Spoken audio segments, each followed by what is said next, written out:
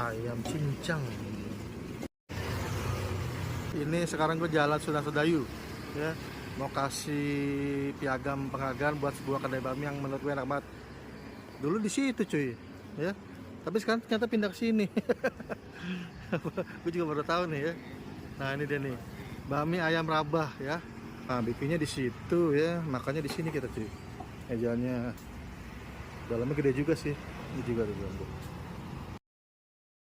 Ayam cincang ya. Ini toge, sawi. Nah ini gue dikasih pakai mie lebar cuy. Gue belum pernah coba mie lebar di sini. Ayam cincang. Toge. Mie lebar.